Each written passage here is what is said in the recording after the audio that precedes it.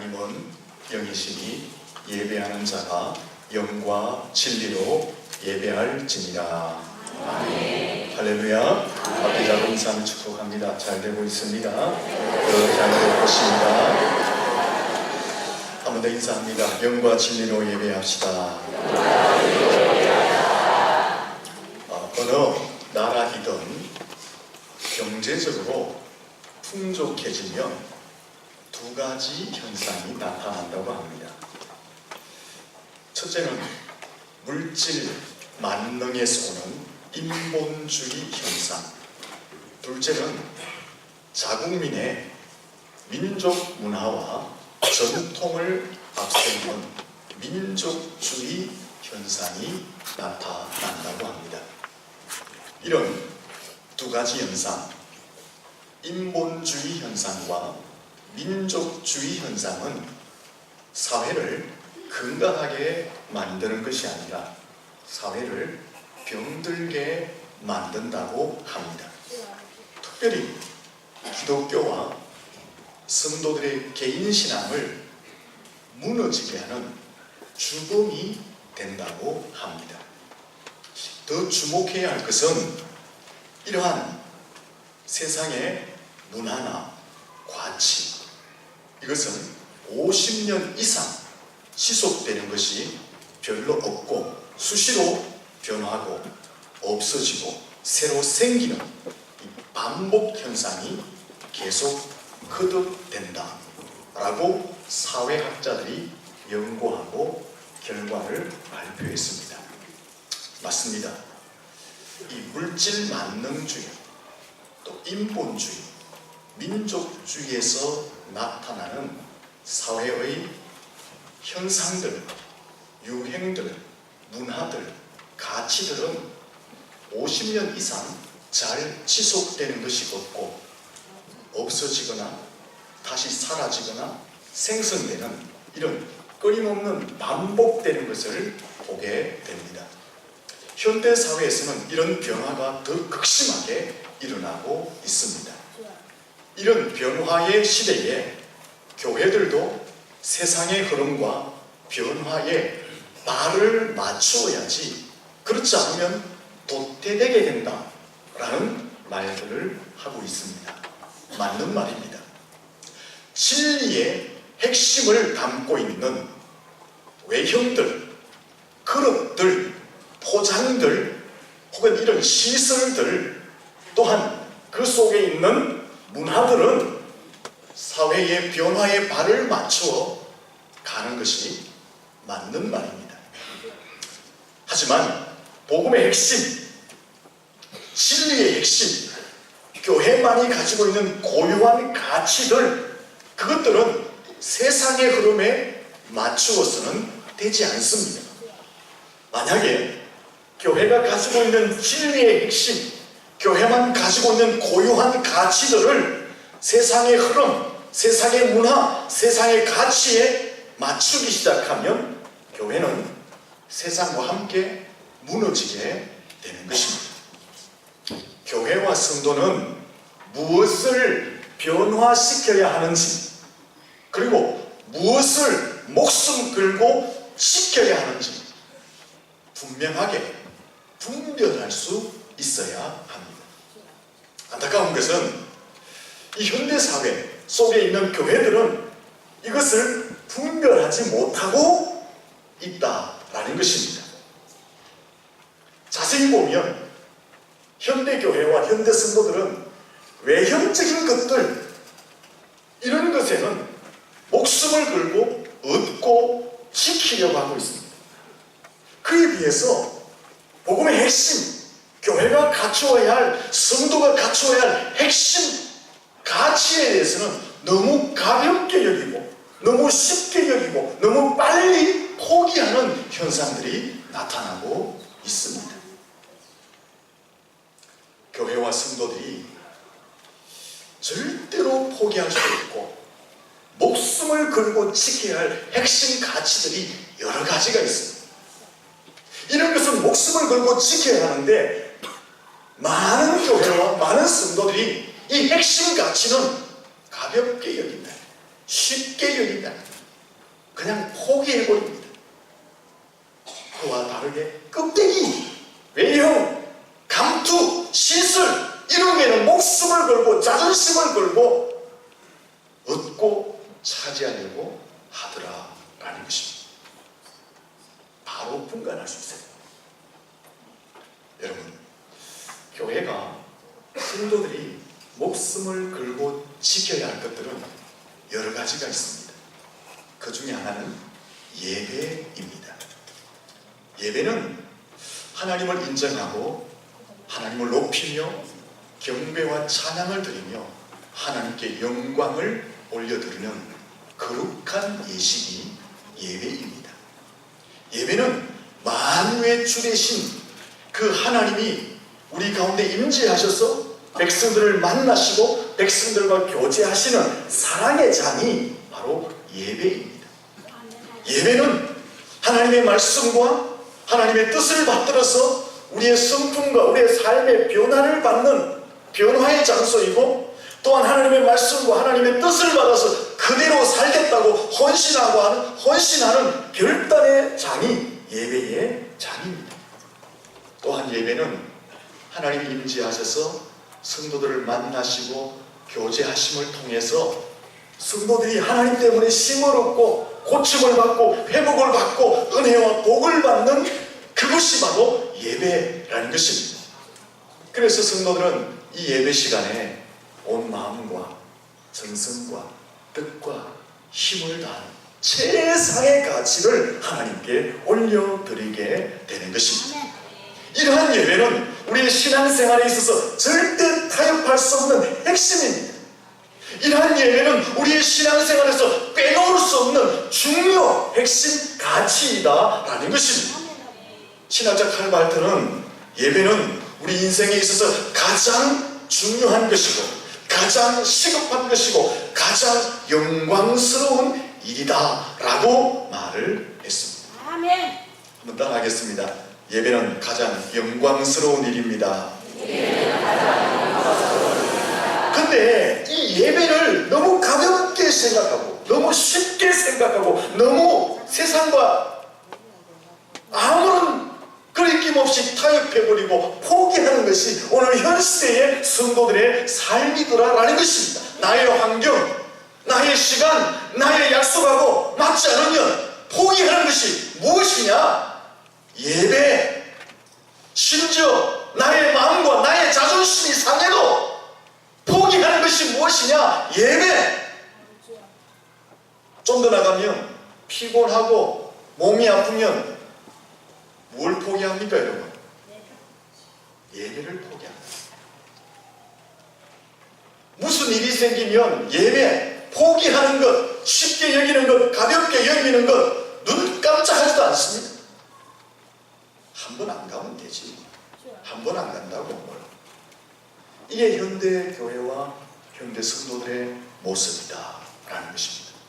여러분, 예배를 가볍게 여기고 쉽게 여기고 세상과 타협하고 예배를 포기하는 것은 하나님을 가볍게 여기고 하나님을 쉽게 생각하고 하나님을 포기하는 것입니다.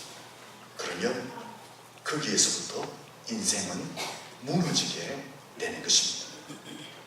토저 목사님은 이런 말을 했습니다. 예배의 실패는 인생의 실패이다. 성도들이 삶의 현장에서 왜 실패하느냐? 예배를 통해서 영광스럽게 임재하시는 하나님을 체험하지 못하기 때문에 삶의 현장에서 실패한다는 것입니다. 왜 인생의 실패를 경험하느냐? 예배를 실패하기 때문에 인생의 실패를 경험한다 라고 말한 것입니다.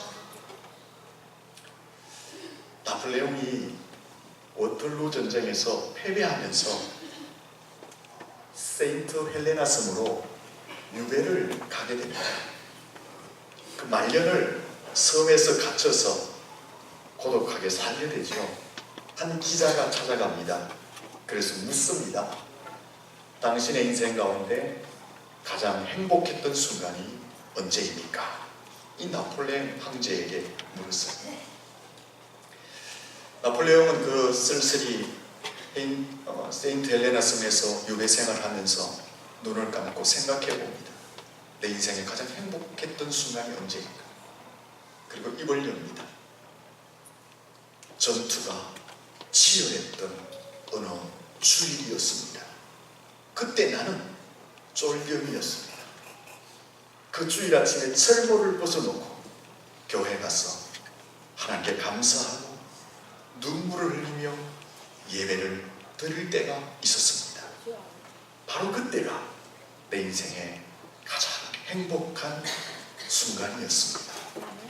그리고 또 말합니다. 그러나 나는 어느 날부터인가 자신이 올라가면서 예배에 빠지기 시작했고, 그 예배에 빠짐으로 지금 패배해서 이처럼 유배 생활을 하고 있습니다. 이런 말을 했다고 합니다. 참으로 의미 있는 말이에요. 내가 하나님 앞에서 예배하는 그 순간이 가장 행복한 순간이었는데 그 예배를 빠지면서 내 인생도 무너지기 시작했다라는 것입니다. 한번 따라하겠습니다. 예배의 순간이 가장 행복한 순간입니다. 옆 사람한테 한번 물어봅시다. 지금 행복하십니까? 제가 머쓱하듯이 지금 설교를 하니까 긴장돼 계시는 것 같아요. 예배 제대로 안 드리지 하면서 막 머쓱하니까 지금 여러분, 우리의 예배가 가장 행복한 순간인 줄로 믿습니다. 사무엘상 2장에 보면 예배에 성공한 한 사람, 또 예배에 실패한 두 사람을 소개하고 있습니다. 예배에 실패한 두 사람은 당시 엘리 제사장의 아들 홈니와 비느하스입니다. 예배에 성공한 한 사람은 한나의 아들 사무엘이었습니다. 엘리 제사장의 두 아들 홈니와 비느하스가 예배에 실패합니다. 어떤 모습으로 예배했기에 실패한 예배를 드렸을까요? 사무엘상 2장 15절과 16절을 보면은 하나님께 제사를 드리기 전에 먼저 드려진 제물을 억지로 빼앗아가서 자기들이 착취를 하게 됩니다. 이것은 제사의 법, 예배법을 무시하고 자기 마음대로 행하였다라는 것입니다. 그래서 17절 말씀으로 넘어가면 죄가 신이 크다라고 하나님이 말씀합니다. 제사를 멸시하고 예배를 무시한 그 죄가 신이 크다라고 하나님이 말씀하신 것입니다. 그리고 이들은 22절로 넘어가 보면 성전에서 봉사하는 여인들을 취하여서 동침하는 죄를 범하게 됩니다.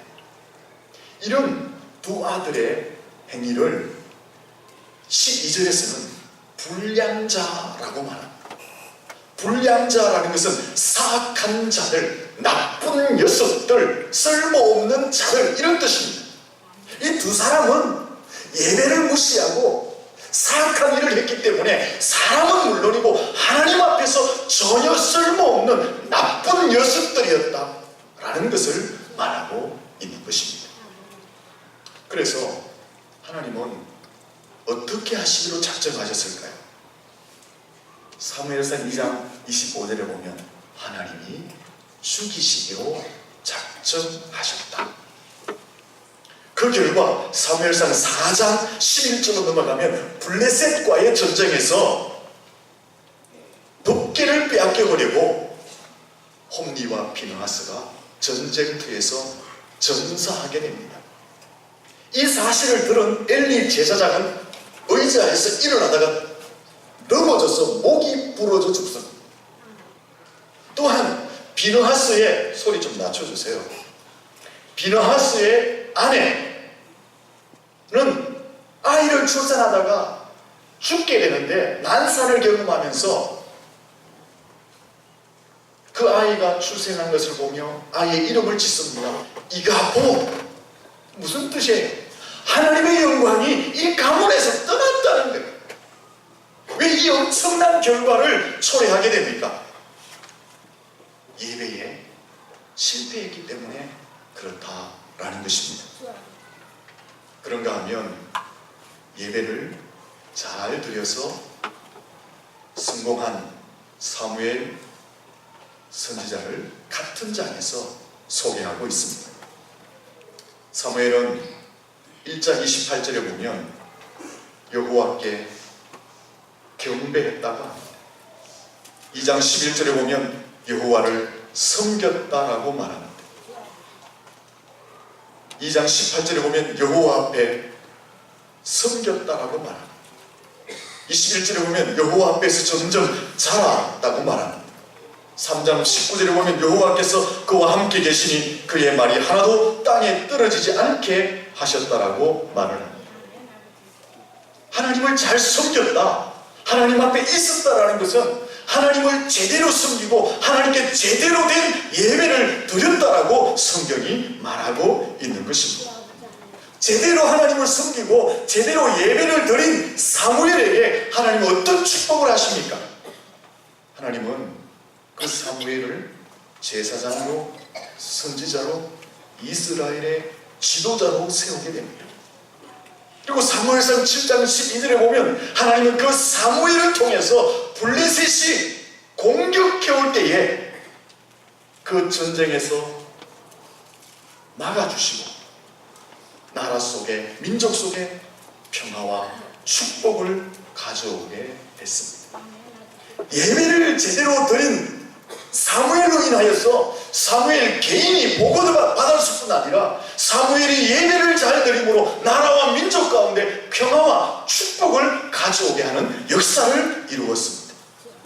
여러분, 우리가 예배를 가볍게 여기고 예배를 쉽게 여기고 예배를 포기하는 것은 하나님을 쉽게 여기고 가볍게 여기고 하나님을 포기하는 것입니다. 결국 내 인생을 그 위해서 내가 포기하게 되는 것입니다.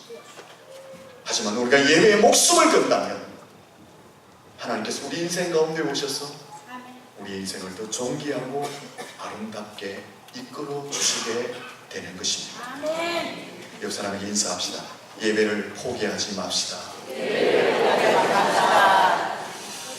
그러면 예배를 어떻게 드려야 하느냐라는 것입니다. 오늘 본문에서 한번 살펴보겠습니다. 본문 말씀을 같이 한번 읽어보겠습니다. 같이 읽습니다. 시작. 하나님은 영이시니 예배하는 자가 영과 진리로 예배할지니라. 아멘. 하나님은 영이시다라고 말합니다. 하나님이 영이시다라는 것은 어떤 뜻입니까? 하나님은 사람의 눈으로, 사람의 손으로 만져지는 형상을 가진 사물이 아니라는 것입니다. 하나님은 사상이나 철학이나 가치가 아니라는 것입니다. 하나님은 눈으로 보이는 우상이나 세상의 수많은 신들이 아니라는 것입니다. 그러면 하나님이 영이시다라는 것은 무엇이냐? 사람의 눈으로, 사람의 손으로 만져지지 않지만 시간과 공간을 초월하여서 모든 곳에 항상 편만하게 존재하시는 영적인 실체, 영적인 존재라는 것을 말하고 있는 것입니다. 좀 어렵습니다. 하나님은 영으로 계시면서 시간과 공간을 초월하여 우주 만물 가운데 편만하게 존재해 계시는데 영으로 존재해 계시면서 무엇을 하느냐? 우주 만물을 새롭게 하시고 우주 만물을 다듬으시고 우주 만물을 완성하시고 마침내 심판하시는 일을 하시는 분이 바로 영으로 계시는 하나님이시다라는 것입니다. 그러면 시간과 공간을 초월하여서 편만하게 존재해 계시는 그 하나님 앞에 하나님의 백성들은 어떻게 예배해야 되느냐? 오늘 말씀해 보니까 영으로 예배할지니라. 영으로 예배한다는 것은 어떤 뜻입니까? 영이라는 것은 성령을 의미합니다. 영으로 예배한다는 것은 성령으로 예배해야 한다라는 것입니다. 성령으로 예배한다는 것은 성령의 인도하심, 성령의 도우심, 성령의 이끄심, 성령의 충만하심을 받아서 예배를 드려야 한다라는 것입니다. 여러분, 하나님은 영이시기 때문에 인간의 생각으로, 인간적인 방법으로, 인간적인 자랑을 널어놓으며 인간적인 물질로, 인간적인 기교를 통해서, 인간적인 높고 낮음을 통해서 예배드리면 하나님 예배를 받지 않으십니다.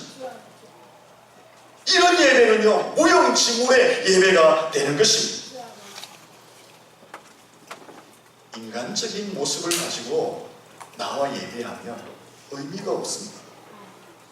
예배는 영으로, 성령으로 드려져야 하는 것입니다. 에베소 6장 18절에 보면 성령 안에서 기도하라. 유다서 1장 20절에도 성령으로 기도하라. 무슨 말이에요? 성령 안에서 기도하지 않으면 응답이 없다는 것입니다. 예배도 마찬가지입니다. 인간적인 모습으로 나와서 예배하면 하나님의 임재가 없고 하나님의 축복하심이 없다는 것입니다. 설교를 어떻게 해야 됩니까? 베드로가 설교하였을 때에 그 설교를 듣는 사람들이 가슴을 치며 옷을 찢으며 회개했습니다. 아멘. 그런 역사가 어떻게 나타납니까? 베드로의 학식과 기교와 그의 능력에서 나온 것이 아니라 성령이 그 말씀 속에 함께 했기 때문에 그런 역사가 나타난 것입니다. 아멘. 설교도요, 정확한 해석도 중요하고 문학적인 기교도 중요하지만 그것보다 더 중요한 것은 설교 속에 성령의 함께 하심이 있어야 한다라는 것입니다. 그러므로 예배의 주역은 사람이 아닙니다. 또 방법이 아닙니다. 물질이 아닙니다. 좋은 시설이 아닙니다. 예배의 주역은 성령 하나님이 되어야 한다라는 것입니다. 성령님이 예배 시간에 떠나면, 우리의 모임 중에 성령님이 함께하지 않으면 그 예배는 메마를 수밖에 없습니다. 아멘. 그 예배는 감동이 없습니다. 변화가 없습니다. 은혜가 없습니다.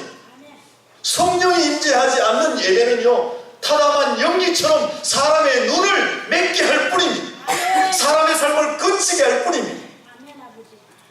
하지만 예배 속에 성령이 임하시며 심령을 뜨겁게 하는 줄로 믿습니다.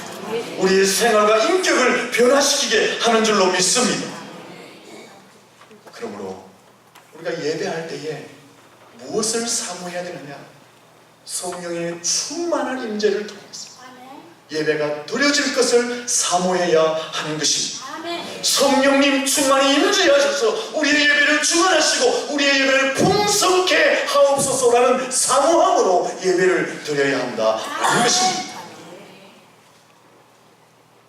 그리고 본문에 보면 진리로 예배하라 이렇게 말합니다. 진리로 예배한다는 것은 세 가지 의미로 적용해서 해석할 수 있습니다. 첫째는 지난번 개역성경에는 영과 진정으로 그렇게 이야기합니다. 진정이라는 것은 온 마음과 온 힘과 온 뜻을 다하여 이런 뜻이 있습니다. 예배를 어떻게 드려야 되느냐? 형식적으로 시간을 때우면서 아무런 의미 없이 드리는 것이 아니라 온 마음과 뜻과 힘과 정성을 다해서 예배를 드려야 한다라는 것입니다. 오늘 여러분의 생각이 지금 콩밭에가 있으면 그 예배는 실패한 예배입니다. 이 예배 시간에 여러분은 마음과 뜻과 생명과 정성을 다해서 예배 드려야 한다라는 것입니다. 두 번째, 진리로 예배한다라는 것은요, 예수님 안에서 예배한다라는 의미가 있습니다. 왜냐하면 요한복음 14장 6절에 보면 진리는 오직 예수님 한 분뿐이시다라고 말합니다. 그러므로 진리로 예배한다는 것은 예배를 예수를 통해서 나아가 예배하고 예수님을 통해 하나님 앞에 나아간다, 이런 의미가 있는 것입니다. 이것을 좀 적용해 보면 예배하는 성도들의 입술과 심령을 통해서 무엇이 고백되어져야 하느냐? 예수 십자가, 예수 보혈, 예수의 구주되심이 고백되어지고 선포되어지는 예배가 되어야 한다라는 것입니다.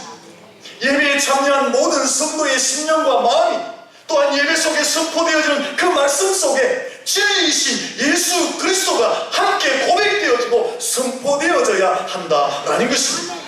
진리로 예배한다. 첫째는 온 마음과 뜻과 정성을 다해 예배하는 것이고, 둘째는 예수님을 통해서 예배하고 예수님을 통해서 하나님께 나아간다, 이런 의미가 있는 것입니다. 아멘. 세 번째로 진리로 예배한다라는 것은 성도들이 삶의 순간순간 바르게 산 삶, 진리를 붙들고 실천한 그 삶, 말씀대로 순종한 그 삶을 가지고 주일에 예배당에 와서 예배한다, 그런 의미가 있는 것입니다. 아멘. 여러분의 삶에 진리를 붙들고 살려고 몸부림쳤던 그 삶의 흔적을 가지고 예배해야 된다, 그 말입니다. 아멘. 우리가 일상생활에서 전혀 진리대로 살지 않고 나와서 예배 시간에 기도하면 그 기도 안 받으십니다. 아무렇게나 벌어서 예물 드리면 그 예물 하나님이 안 받으십니다. 회개함 없이 나와서 예배하는 그 예배 하나님이 안 받으신다는 것입니다. 삶의 그리스도의 향기와 그리스도의 사랑의 실천 없이 교회 나와서 사랑합니다, 교회 나와서 하나님 높여드립니다, 그런 가정스러운 것 하나님이 안 받으신다라는 것입니다. 어떤 예배를 받으시느냐?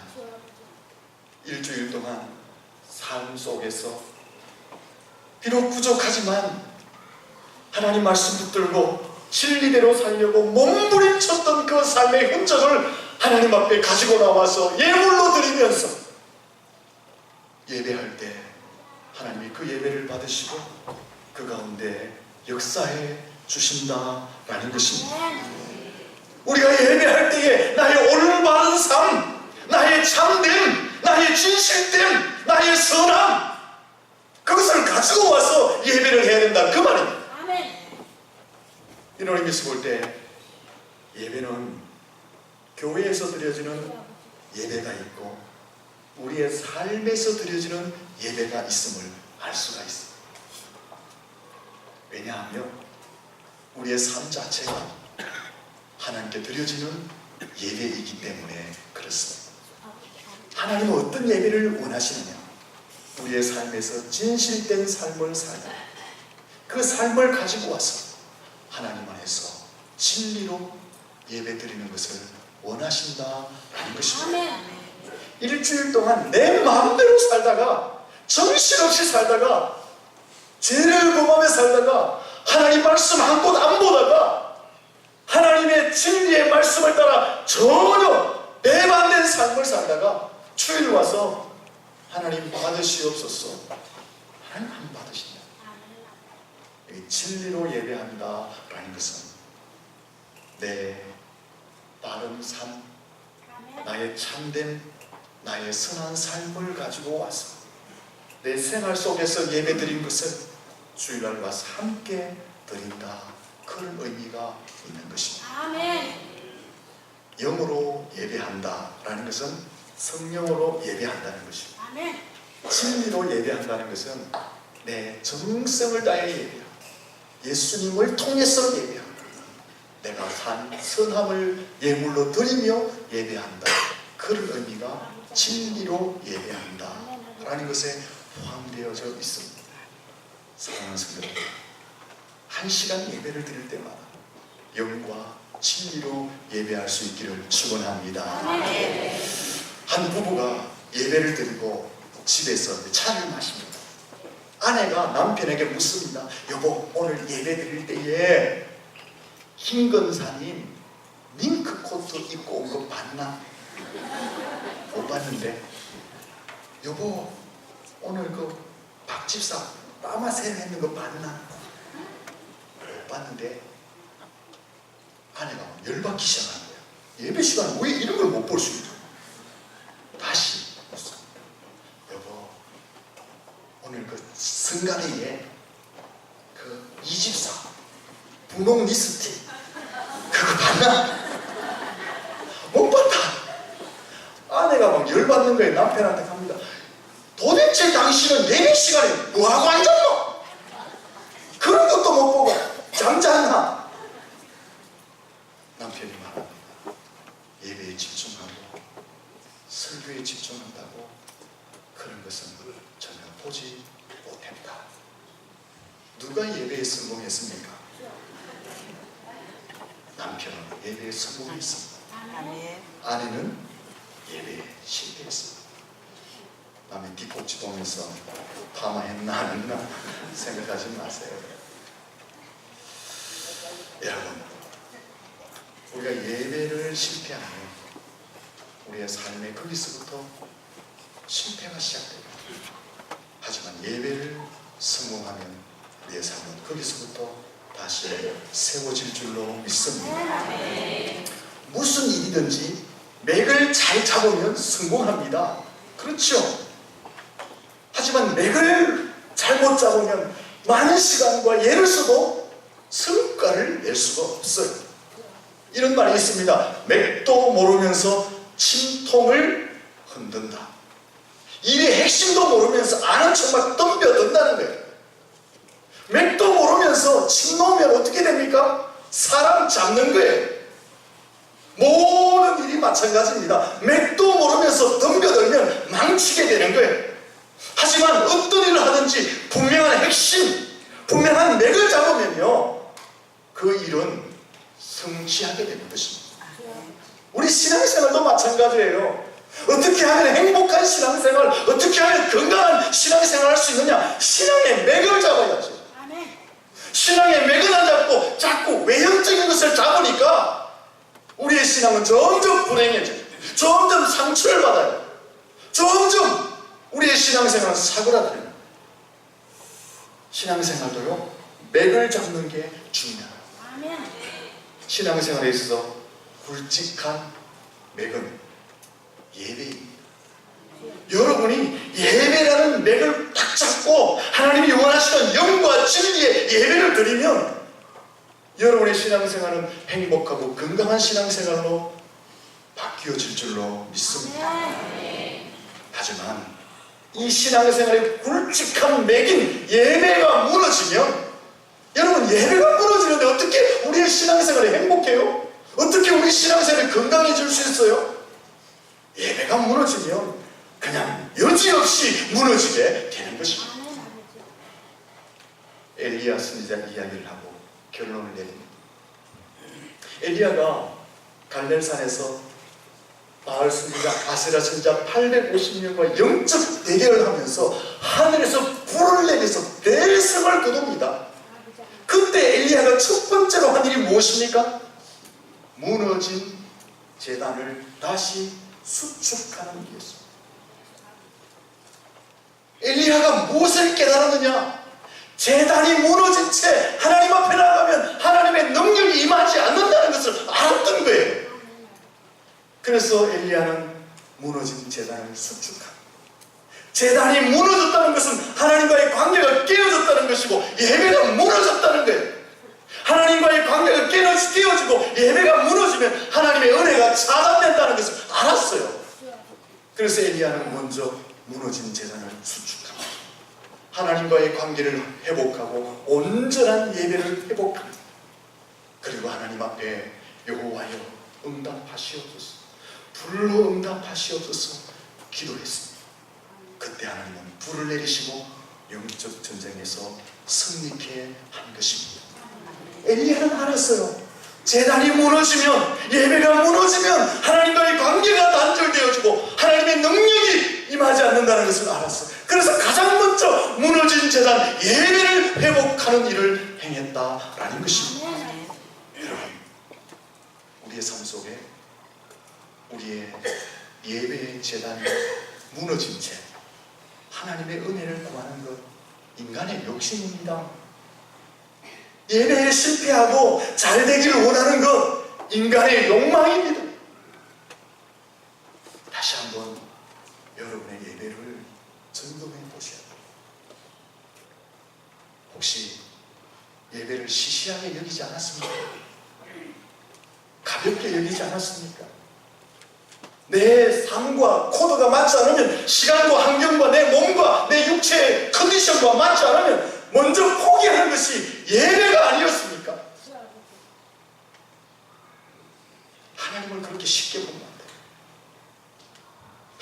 그렇게 가볍게 여러분, 무너진 재단이 있으면 우리의 삶이 회복이 되지 않습니다. 할 수만 있다면 생명을 걸고라도 다시 우리의 예배를 회복하셔야 하는 것입니다. 사무엘상 2장 30절에 보면 나를 존중히 여기는 자를 내가 존중히 여기고 나를 멸시하는 자를 내가 경멸하리라. 하나님을 인정하고 높여드리면 하나님도 존중히 여겨주신다라고 말합니다. 하나님을 가장 영광스럽게 높여드리고 인정하는 행위가 예배입니다.